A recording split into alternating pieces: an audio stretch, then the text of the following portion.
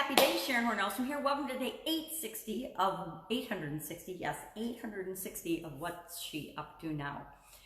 Documenting the journey as I transition from the brick and mortar world, real businesses in corporate America, to the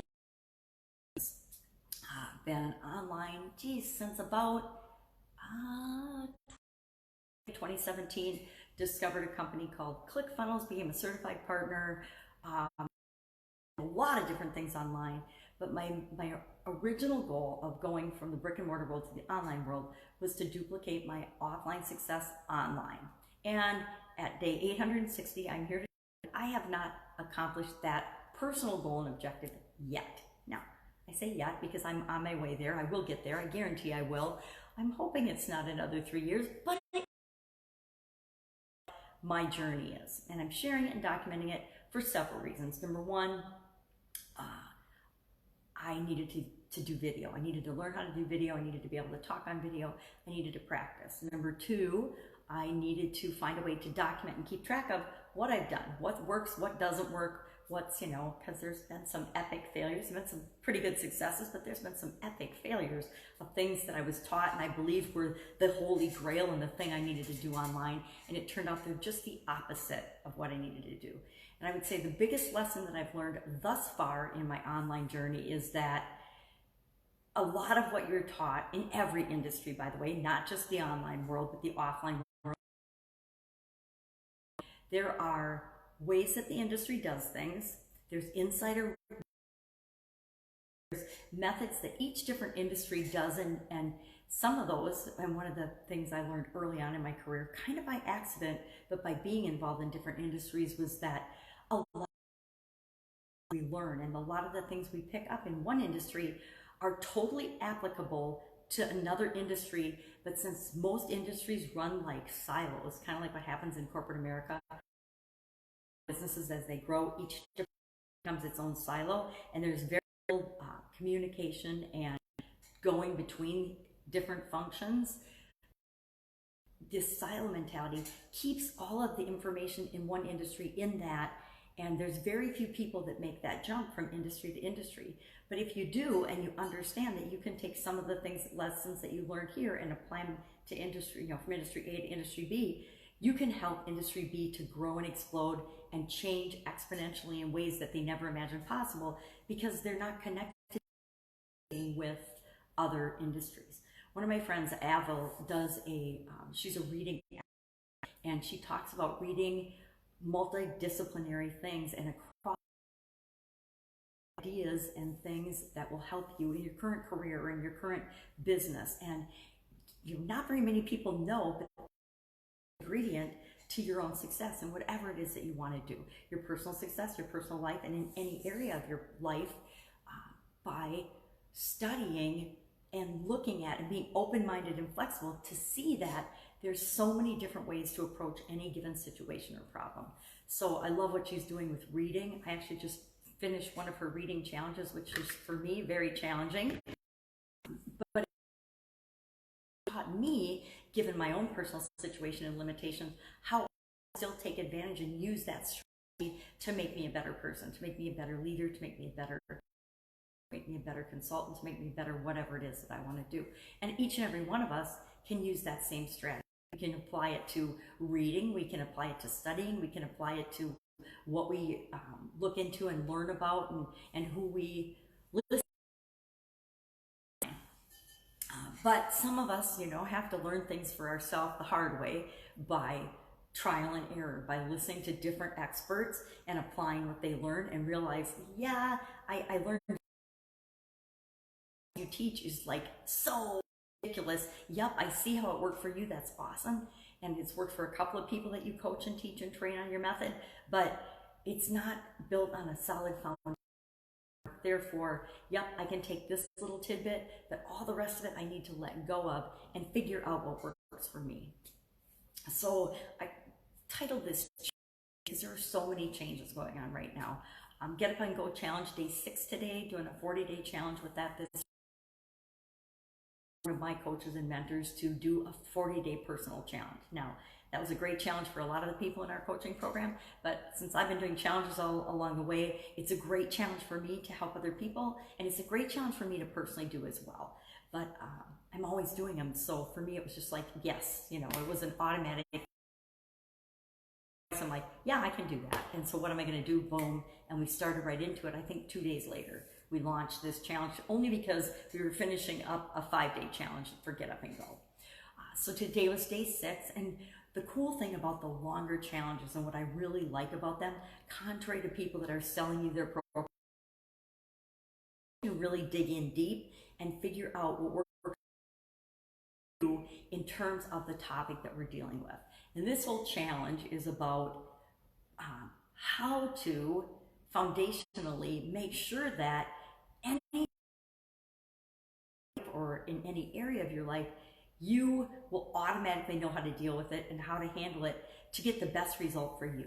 Not the best result for your mom or your aunt or your sister or your brother or your cousin or your friends or your coworkers or your competitors, the best result for you. And that's the whole purpose of the challenge, is to get results in days that take a lot of people years or even decades to achieve, because we're putting a focused effort on a particular area of our life and in an area that we want to see change in. Because guess what? Challenges are just change, right? And are any of us going to get out of this life without ever having to change? I think not, right? Or are things around us going to in order to make sure that we get the outcome that we want? Absolutely. So Get Up and Go challenge day 6. Fun challenge day 151, doing one fun thing every day to just make sure that 2020 is a more fun year. And I am so glad every day, I think this almost every day, how grateful I am that I decided that fun would be the challenge of this year. Last year was do one thing every day that makes you happy. The year before that was do one thing every day that scares you, that stretches your comfort zone. Because I was living in this teeny tiny box and I needed to stretch and get out of my own way. Scared of everything. And I wasn't scared of everything. I blew up a lot, but I was scared of a lot of things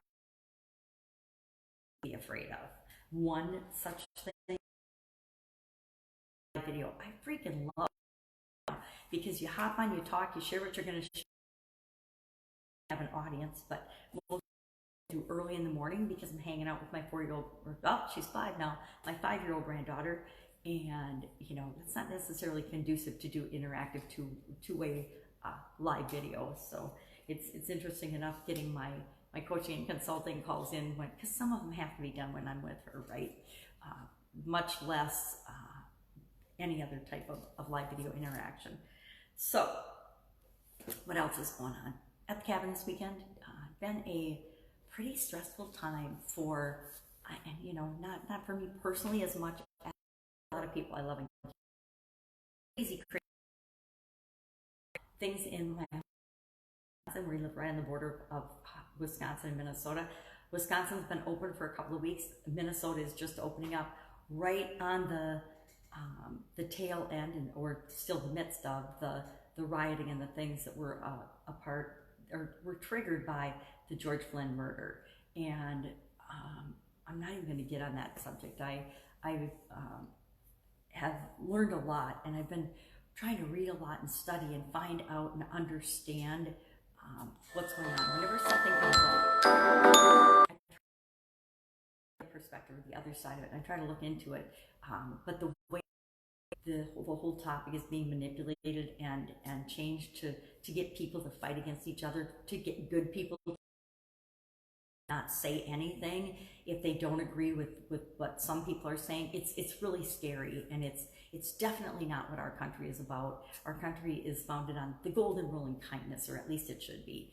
And it's about being human beings, not about fighting about things that none of us really have firsthand information on, right? We're fighting about things that happened hundreds of years ago, or not. I'm just saying in general, people are fighting about it, and none of us were there. None of us know what happened. And so we can keep focusing on the problems, or we can start focusing on solutions. And I'm going to be the first to say that getting rid of the police departments and defunding them is not part of the solution. I mean, some of the stuff goes on and gets sound bitten around and as if it's facts is so mind-boggling that I just encourage myself and each and every one of us to stop, take a deep breath, and think for ourselves. Do your own homework.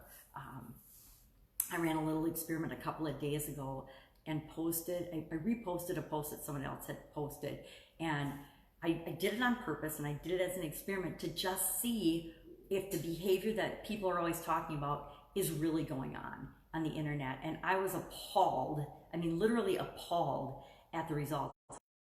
I'll be doing on that because it was so eye-opening. You know, I can person and in one post rabid the behavior on that, and behavior that's not okay. It's not okay to name call and bully and hurt other people and threaten other people and just do the broken record technique. Remember when you were like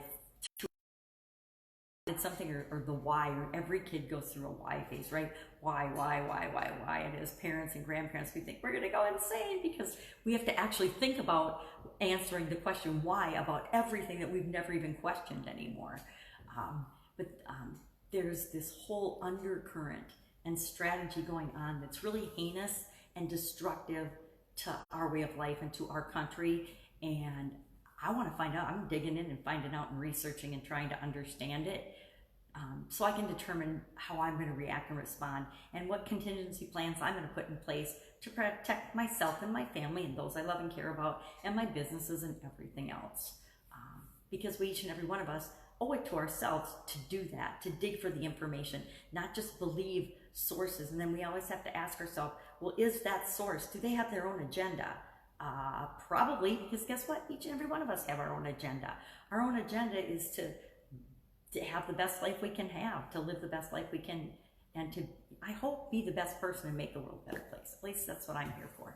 So working on that, thinking about that, working on the challenges, and a bunch of other things that are behind the scenes. Actually in a coaching group right now that is working on branding, because I don't know if you've noticed or not, but I've kind of let Pajama Grandma, now I'm in my robe today at the malt shop for the weekend, but normally Pajama Grandma faded out and gone by the wayside. And so as part of that, I need to figure out what direction I'm going to go. Finally getting focused after 860 days on what am I really here for? Because, you know, I got that shiny object syndrome.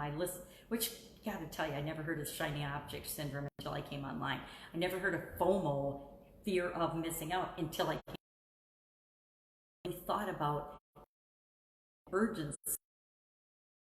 And you know, it's a marketing thing, and a lot on in the world. Ask ourselves, marketing this, who's creating these headlines, and why are they doing it? What is the underlying undercurrent that's really going on?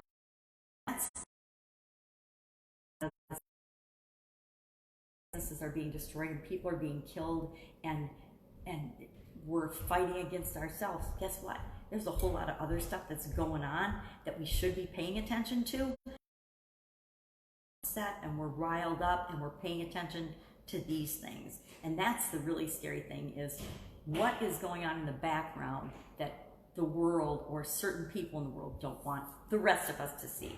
And what is going on that a small minority of people in the population want the majority and everybody else to just shut up. If you don't agree with me, shut up. I actually had a friend that posted a whole post about that yesterday, and I couldn't even comment on it because I shouldn't be shocked and disappointed, but I was really shocked and disappointed in her and the way she presented that, because I know her and I like and respect her, and I'm like, I just was, and there's other people like that too, people I've been friends with for, you know, decade, that all of a sudden are like at odds with one another because of the headlines that they're reading, the things that they're seeing just snippets of. It's like the tip of the iceberg. Whenever we see something, including other people, by the way, we only ever see the tip of the iceberg of them, right?